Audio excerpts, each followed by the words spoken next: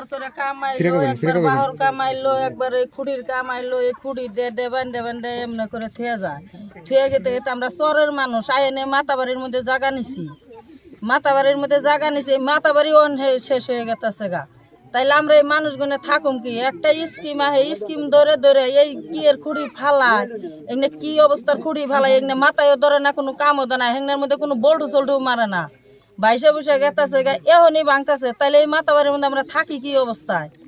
আমরা নদী ভাঙ্গা মানুষ, আমাকে পয়সা পাতি নাই, আমাকে টাকা পয়সা নাই, কিছু নাই, এখানে কি আর হেমন্ত স্যার দেখতেছে না কি দেখে নুয়ে এই অবস্থার মানুষ? এই নদীর স্কিম টিস্কিম আমরা সবসময় দেওয়ার তালে আছি, তাও না দেখে না যাই না না হই না, এই ব্যাগের কাম যে দেয় এটাই তো আমরা সন্তুষ্ট হই নাই।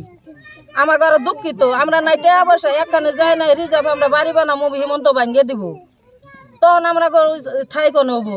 চরের মধ্যে নদীর মধ্যে আমাকে মাটি জমিন সম্পত্তি সব কিছু বয়ে রয়েছে, এখন আমরা মাতাবাড়ির মধ্যে থাকতেছি।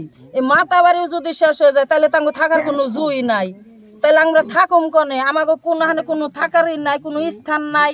আমাকে হেমনা লেখাপড়া করা খালি কয় লেখাপড়া করার নাকবো, কোনো উপলক্ষে আমরা কি স্কিম ধরে জানি আমরা লেখাপড়া করামো? আমরা পয় বলান একটা লেখাপড়া করা হারতাছি না, আমরা নিজেরা কোনো খায়ের দোকানা ডক মতন খাইয়ে হারতাছি না, মাটি জমিন নাই, আমরা আবাদ বসত করা হারতাছি না, আমরা কি ধরে এনে থাকতাছি? জিও ব্যাগের একটা কাম দিবার নিয়ে চেষ্টা করতেছি, জিও ব্যাগের একটা কাম দেয় না। আইনে কি খুঁড়ি ফালাইতেছে, আজকে ফালাইতেছে, কালকে হিংনা বাইসা গেতেছে গা, কালকে বাইসা গেতেছে গা, কোনো আমরা ধরা হারতাছি না, কোনো বুঝতেছি না। তাইলে এই যে পানি বাড়তাছে গেতাছে, পানি বাড়তাছে গেতাছে, যখন পানিটা বাইরে যাবো তখন আঙ্গ উপায় হবো কি? যখন আমরা একটা রিজার্ভ ধরে বহম তখন তো হেমন্ত মামা আঙ্গ বইবার দিব না? স্কিম আছে, স্কিম মতন কাম করুক। আমরা 10 জন আমরা দেহুম না পারি, আমরা 10 জন এখানে যোগদান করুক।